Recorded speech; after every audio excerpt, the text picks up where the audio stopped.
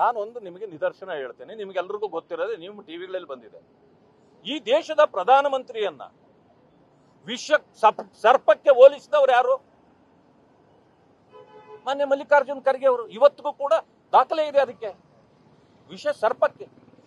ಈಗ ಇದೇ ನಮ್ಮ ಪ್ರಿಯಾಂಕಾ ಖರ್ಗೆ ಅವರು ಮಾತಿಗೆ RSS ಚಡ್ಡಿ ಬರೋನು ಅಂತ ಹೇಳ್ತಾರೆ. ಇದು ನಮಗ ಅವಮಾನ ಅಲ್ವಾ?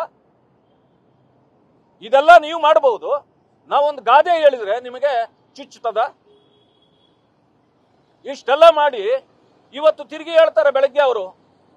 ಹೌದು, ನಮ್ಮನ್ನ ನಾಯಿಗೆ ಹೋಲಿಸಿದ್ರೆ ನಾವು ಇವ್ರಿಗೇನು ಪದ್ಮಭೂಷಣ ರೆಕಮೆಂಡ್ ಮಾಡಬೇಕಾಗಿತ್ತ?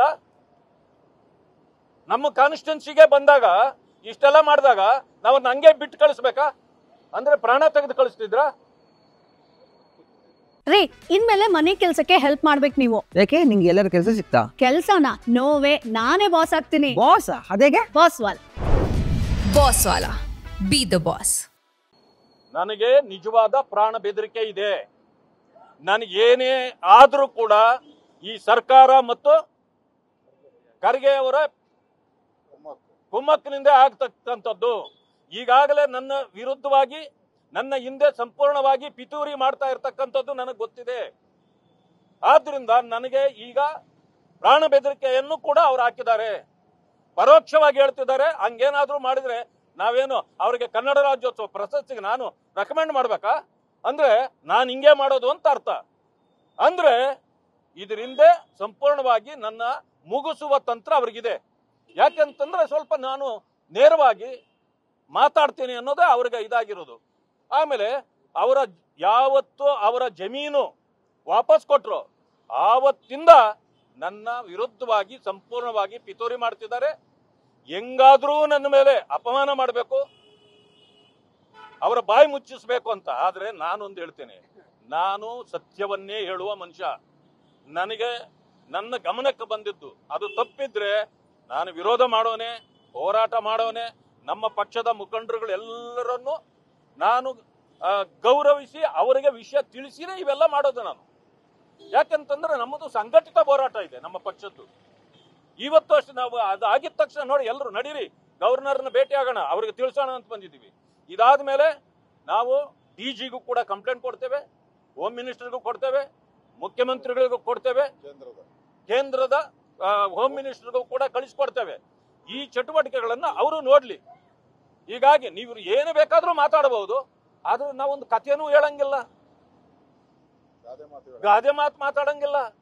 ಸಿದ್ದರಾಮಯ್ಯ ಅಂದ್ರೇನು ಅದು ಹಳ್ಳಿ ಭಾಷೆ. ಏನಿದು? ನಾವೆಲ್ಲಿದ್ದೀವಿ? ಪ್ರಜಾಪ್ರಭುತ್ವ ಇದೆಯಾ? 5 ತಾಸುಗಳವರೆಗೆ ನನ್ನ ಕೆಲಸಕ್ಕೆ ಬಿಡದ ನೀವು ನನ್ನನ್ನು ತಡೆದೇ ಹಿಡಿದಿದ್ದೀರಿ. ಮಾನ್ಯ ಮುಖ್ಯಮಂತ್ರಿಗಳು ನಮ್ಮ ಸರ್ಕಾರ ಇದ್ದಾಗ ಅವರು ವಿರೋಧ ಪಕ್ಷದ ನಾಯಕರು ಕೊಡಗುಗೆ ಹೋದ್ರು.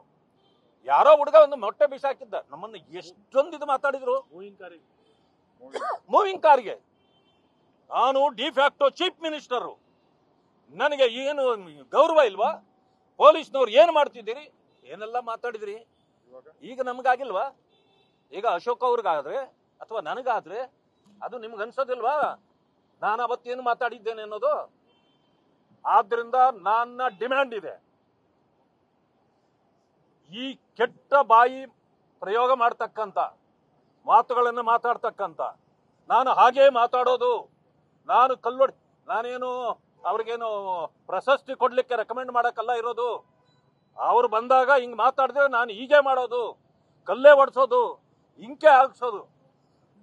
ನನ್ನ ಕಾರನ್ನು ನೋಡಿ ಪೂರ್ತಿ ನನ್ನ ಮೇಲೆ ಹಾಕಬೇಕು ಅಂತ ತಂದಿದ್ರು, ನಾವು ತಪ್ಪಿಸ್ಕೊಂಡಿದ್ರಿಂದ ನನ್ನ ಕಾರ್ಗೆ ಪೂರ್ತಿ ಹಾಕಿದ್ದಾರೆ. ಅಲ್ಲಿಂದ ಆಫೀಸರ್ಗಳು ಎಷ್ಟು ಜನ ಇದ್ರು ಎಲ್ಲರೂ ಕೂಡ ಸುಮ್ಮನೆ ಮೂಕ ಪ್ರೇಕ್ಷಕರಂತೆ ಇದ್ರು. ನಮ್ಮವರು 400-500 ಜನ ಆ ಕಡೆ ನಿಂತ್ರೆ ಅವರನ್ನ ಬರದೇ ತಡಿಯೋದು, ಇವರನ್ನು ಮಾತ್ರ ಕೂಗಾಟಕ್ಕೆ ಬಿಡೋದು.